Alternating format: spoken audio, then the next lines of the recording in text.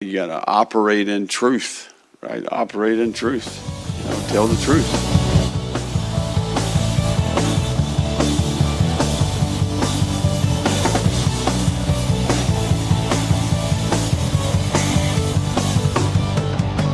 Hello, everybody, and welcome to the Gator Truth Florida Football Podcast.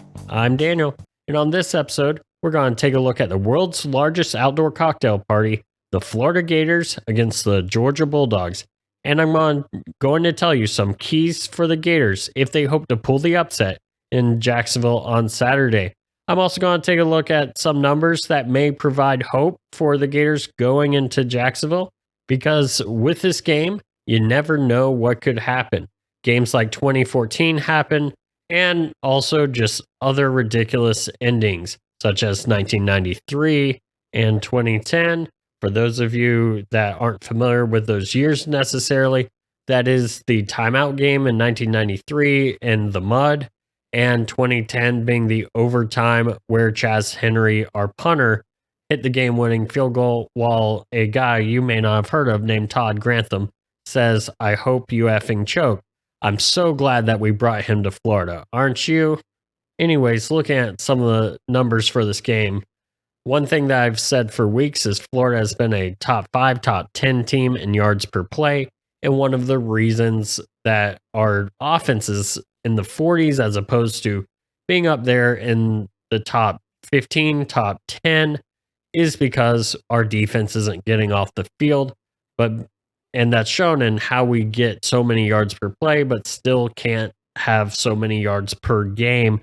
And after last week's games, I looked, and we are currently number 5 in the nation in yards per play. The reason why that's a big deal is I decided to take a look at some of the other teams that Georgia has played, because they do right now have a top 5 rated defense. And so is that defense really what it looks like, or is that a little bit of sleight of hand just because they've had a rather easier schedule? Their schedule was Oregon in the first game of the Dan Lanning era in what you could call a neutral site game, but Atlanta, Georgia is not exactly a neutral site for a Georgia-Oregon game. Plus, it was Bo Nix. All these things. Oregon has figured out some of their offense, but I think that's also with some weaker defenses in the Pac-12 have helped them put up some numbers. As far as their SEC schedule has been concerned, they've played South Carolina, Mizzou, Auburn, and Vandy. In order, South Carolina is 10th in the SEC in offense, Mizzou is 12th, Auburn is 9th, and Vandy is 14th. With that said, Florida is 7th. But again, a little bit of Florida's ranking there is a little bit of a misnomer because our defense just isn't getting off the field. If we could get off the field, we get another possession or two, and that number probably is higher. My point being, Georgia hasn't played any great offense in the SEC so far. And I'm not going to say that we're a great offense like a Tennessee or possibly an Ole Miss, but we are better than a South Carolina, a Mizzou, Auburn, and Vanderbilt. That's not to say that Georgia could not come into this game and shut down our offense, but that is to say that Georgia has not faced an offense quite like ours. If we do look at their rankings, they also played, besides Oregon, they played Samford, which last year, of course, lit us up the week after Todd Grantham and John Hevesy got fired after that Carolina game. And they've also played Kent State, who is comparable to us in yards per game. They're ranked 4 spots ahead of us in the national rankings. And in that game, Georgia did somewhat struggle with Kent State. And of course, as many people talked about before we played Mizzou, Georgia struggled with Mizzou. We have a better running attack than Mizzou, and I'm willing to say we have more talent on our offensive side and our defensive side than Kent State. Starting with the offense, of course, we all know last season, Anthony Richardson had his first career start against Georgia. It has come out this week that he did not know he was the starter until right up before the game, a day or two before, which is something that we had heard, but I had not seen any confirmation that he had been told so late, which just is coaching malpractice on the part of Dan Mullen to do that. I know there were people at the time defending it. I think it was ridiculous to defend it then, and it would be ridiculous now. To have a freshman have his first start against Georgia is one thing, but to not have him for your bye week and the week leading up to the game, get starter reps and be the guy throughout practice, that's just ridiculous. And Anthony Richardson talked about that earlier this week about how he just found out a few days before the game, but this year he has had those reps. He's also been dealing with a few nagging injuries throughout the season. He's had 2 weeks off to get a little bit better in that. He has gotten lots of first team reps since the offseason. This is a different Anthony Richardson, not a perfected product, but definitely better than where he was last year coming into this game. And this is also a Georgia defense, in my opinion, that is not as good as the Georgia defense was last year. And that's not to say they aren't talented. That's not to say they aren't good. But I don't think there's going to be 6-7 first round draft picks in the 23 NFL draft from this Georgia defense.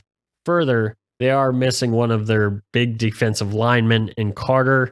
He is questionable for the game. However, Kirby Smart said it doesn't look good.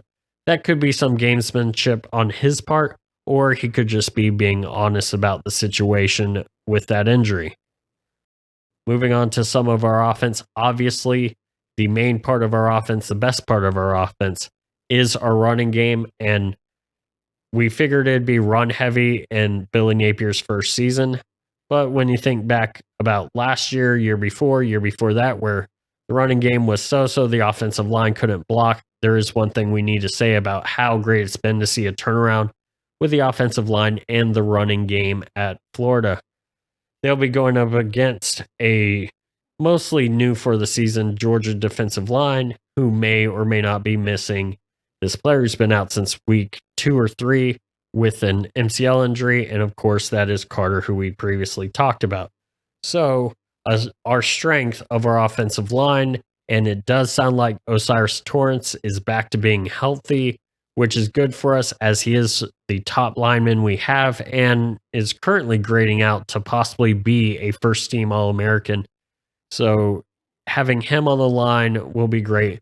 Them missing a big piece of their defensive line, if he does miss a game, will be an advantage in our favor.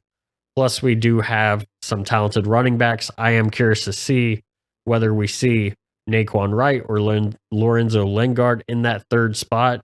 But obviously, in the first two, we have Montrell Johnson and Etienne, who have both been fantastic this year. I look forward to seeing what they can do against this Georgia front. I know I harped some on the LSU game and the yards per carry outside of a big run, but I think a portion of that is going back to Osiris Torrance being out. Also, having Michael Tarquin back at right tackle will be big as well for this offensive line. If we can be successful or decently successful in the run game, that will open up the play action game, which Billy Napier really likes. And I think we could have a shot at doing some decent things with that. We have a guy in Justin Shore who has shown to be a lot better this year than in previous years, does have size to take on many corners. We'll see if he can get the ball in some situations like that. Of course, Ricky Pearsall with his speed, and we'll just have to see. One thing I don't think would be great going against this Georgia defense is what we have seen with only 2 receivers going down the field. Again, the numbers of 2-on-6, 2-on-7 in the defensive backfield is not good for us. We will have to get a little bit more creative to back a good Georgia D off of our running game. So hopefully we'll see some of that. Hopefully Anthony Richardson will turn off a little bit more of the hero mode as we discuss in our preseason preview of this game. Last year, it was close until the last few minutes of the first quarter or first half. And some of that just change in the game came when Anthony Richardson was stuck in a hero mode and tried to make plays where they really weren't there and ended up turning the ball over.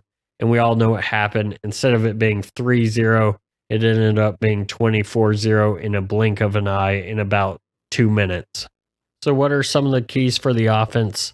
The first thing is run the ball. The whole offense is predicated on being able to run the ball consistently. And if we can do that, that sets up the play action game. And of course, another key is Anthony Richardson to make good decisions and not to play hero ball.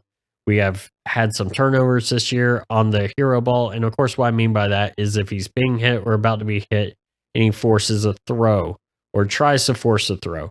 Mizzou did that, got a fumble, arguably a fumble, but it was called a fumble. They got the ball, they scored, and the game was much closer than it needed to be and gave Mizzou a lot of momentum going into half. And of course, we talked about last year. So if we can run the ball, he can make good decisions. This offense should be able to move. Maybe not as well as it did against Tennessee, but I do believe if Mizzou could move the ball some against this Georgia D, if Kent State could move the ball some against this Georgia D, I do believe us with one of the best, if not the best, offensive line in the SEC now that everyone is healthy could move the ball against this Georgia team.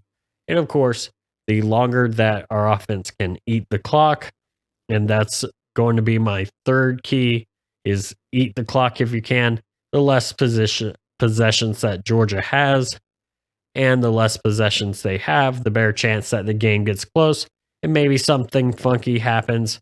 Maybe Stetson Bennett throws us up a few gifts like he did last season. Maybe we get a stop somehow. Maybe we see adjustments. Who knows? But you create a much lower margin for error for Georgia by giving them less possessions. And part of that is just playing efficient, but playing slower ball. By all means, I've said some keys this year. We're doing hurry up when you can. And if we see an advantageous spot to do that this weekend, I think we should.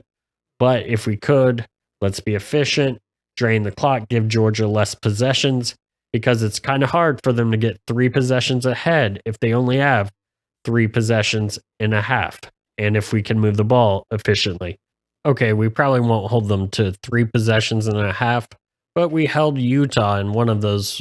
They had a 3 and out, so it was a short possession, which in a way allowed them to have an extra possession. But for example, the first half against Utah, they only had the ball 5 times in the first half, and one of those was a 3 and out. One of those was the short field on their first possession of the game. So, but if they drove down slowly against us, that would have limited both our possessions and their possessions. So I'm thinking if our offense can be efficient and just keep the chains moving against them, by all means, if we've got a kill shot for a 40-yard touchdown on a, deep pass, or Richardson sees man, guys aren't open, takes off and hits it like he did against LSU, like he did against Utah, by all means, let's do it. If Montrell Johnson gets a massive lane or ETN gets a massive lane and they can break off a long touchdown run, I'm not saying don't do that. But what I'm saying is, for the most part, if we can limit Georgia's possessions, we can limit that margin of error.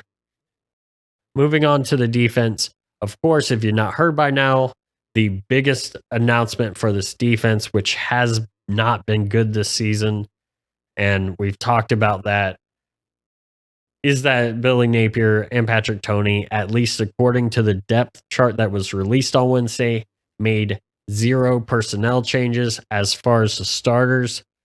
I have seen some people speculating that is just some gamesmanship on the part of Billy Napier, or it may not be. I'm not sure if I like that, not making any changes, because again, my theory is play the young guys. If everyone's making mistakes, play the ones that are going to learn from it and build towards next year. I know there are others that disagree with that. That's just my personal take. Also, if it's gamesmanship, for all we know, we may come out in a full 4-3 or a real 3-4 or something. I doubt we'll change formations, but crazy things have happened, or maybe we'll see a little bit different than what we have seen. I do know that Georgia runs a little bit more with 1, 2, 3 tight ends kind of like what we do. So I would expect to see more linebackers on the field, but you never know. Or we may see 4 down linemen and 3 true linebackers. However, we're going to handle it. They like to do some zone running like we do. And so that I think kind of benefits us, and it also would benefit their defense, in that it's a type of running that we practice against and isn't something that is all too different from other offenses that we face. I mean, it is different from other offenses that we face that are either, you know, direct run to this hole or things like that. But since we practice against it, it's something that we at least see a lot. And it's not like, for example, if you're to go against an option team, you got to prepare for that specific style of rushing, zone running. If you don't see too many teams that do a lot of it, it's kind of like that, where now we've got to put in special ways of defending. But since we defend it in practice, that will help at least our familiarity with Georgia's style of attack through the ground. Problem is, Georgia's style of attack through the air includes some great tight ends, such as Brock Bowers, who might be the best tight end in the country. Stetson Bennett is a mobile quarterback. We saw him run and beat one of our defensive ends, now outside linebacker, formerly a 5-star recruit at Georgia. We saw him beat him several times on long runs last season. Hopefully this season we don't see him play hero ball on the defense and either secure the tackle or not give up the edge, as we've seen him do sometimes where he's held the edge and other times where he has not throughout the season. But he's got to get in and make a difference in this game. Obviously, it's going to start up front. First thing is, don't break contain on either side of the line. If you don't break contain, we're going to force them to double and triple team our inside guys with Jervon Dexter and Desmond Watson and whoever else may be up there in the middle, and you may have a chance. But for us to have a chance, we've got to get a pass rush. Starts with maintaining our lanes, maintaining our contain when pass rushing, and we also may need to send some blitzes. However, we can't blitz unless we're playing tighter coverage, because the last thing you want is for quick throws, because then it eliminates the chances of blitzing. That's partially why I've had such a problem with us on third down or whatever that we've seen the season, playing 6, 7, 15 yards off the line of scrimmage. It allows for quick passing. And if you allow quick passing, I don't care how good your pass rush is, they're not getting to them. So if we're going to try something different, which we may, I know in Louisiana, Patrick Toney had lots of tight coverage, stuff we haven't seen too much of. I've said before, I'd rather give up the long play over the top with good coverage than sit back and let them get the quick stuff, because the further the ball down the field, the more margin of error from things like wind, safeties coming over. I know our safeties probably aren't doing that, but just in case, defensive backs being tight, causing smaller windows. There are things like that. We've had guys play tight and just get beat deep. It happens. They're not going to be 100% accurate, but if you're playing tight, there's a chance your guys get home. There's a lot lower chance if we're playing off. So I do want to see something different, whether it's tighter coverages, whether we abandon some of the false rushers, which, if you're not sure what I'm talking about, it's called simulating pressures, where it'll look like you're blitzing 5, 6 guys, but then 4 guys come forward, and sometimes you have D linemen dropping back in coverage. We did see Powell do that at least once at Tennessee. Totally whiffs on diving for the ball, and the play ends up being a big gain. And of course, my question, and I believe I asked it on the podcast in the Tennessee review, is why is Powell Ryland out in coverage anyways? That is a definite mismatch.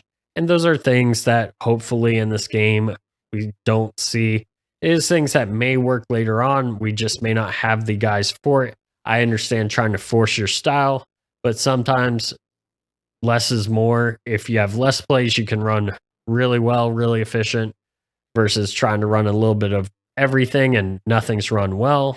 And I heard someone talking, I think it was Will Miles talking about this being the Waffle House menu scenario where you've got so many plays. Well, what do you run any of them well or just have a bunch of them? Of course, I'd rather us do less is more.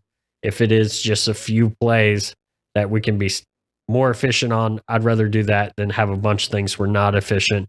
And I'd also, like I've said before, rather get beat over the top and give up a shorter drive than get beat over, get beat by a million cuts. One reason for this, that's a practical matter outside of just, hey, the lower the chance on the deep balls with tight coverage is if our defense is on the field a lot less because we gave up, these big plays. Again, I don't want to give them up, but if we're going to give up a touchdown anyways, I'd rather them throw a long pass, they score, and then now we've got another 10 play possession or something and wear down their defense because they don't have any time of possession, which kind of happened to us the first few games of the season. Then people figured out how to play us. So, keys that I want to see is I want to see the contain on the defensive line, on the pass rush, and also that discipline on running plays. I want to see tight coverage, which I keep saying I want to see, but I do believe it'll help our pass rush, which hasn't been the best this season. And I want to see part of that pass rush. I do want to see blitzing. And one final thing I want to see that I think would be a key is finding few plays that we run really well and just doing what we can versus trying to do a lot of different things and we don't do them so well. I'm curious to see what adjustments we did make in the bye week. I would hope that the answer isn't no adjustments. Obviously, on the depth chart, it looks like no adjustments, at least there. But again, you never know. It could be gamesmanship. We could see all sorts of adjustments, both on the depth chart, the day of, see who's actually playing, who's starting, who's playing lots of snaps. And we could see some schematic changes as well, or some simplifying of the scheme just to try and give us a little bit better edge. Obviously, this Georgia game is well in favored by Georgia. They're favored by over 20 points.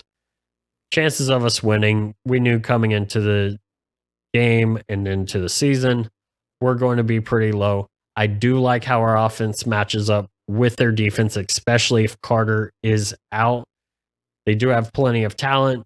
We may be able to take advantage of some of that inexperience. And also just knowing that we have the top yards per play that they've seen and we're the top SEC offense that they've faced. And it's something to keep an eye on. I do think Georgia probably comes away with this, but you never know.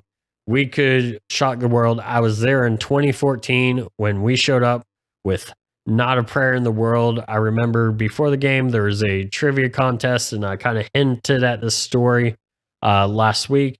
There's a trivia contest before the game. David Green was asking for Georgia, Fred Taylor for Florida, and he asked the question about which UF linebacker, blah, blah, blah, something for sacks. I forget the exact question. And before he answers, I yell, Javon Curse, because many people think of Javon Curse as a defensive end from the NFL days. Well, he was a linebacker at UF. And Fred Taylor was like, that's right, but I'm not going to give it to you because you got to wait till the question's finished. And then ended up giving the prize to someone else. Well, I got to meet him. I got his autograph on a hat I had that day. And I remember asking him about, hey, when's your son going to get some carries? And he gives the standard answer, which, he'll get them when it's time. He's got to earn the reps. And then that day, both his son and our other running back run for almost 200 yards each. And we win the game in a game that no one thought we should win. So strange things do happen in Jacksonville sometimes. So who knows? This could be a strange year. As I've said before, I don't really pick against the Gators, although I think there is a probably 95% chance we lose this game. On the 5% chance we win it, I think we keep it close.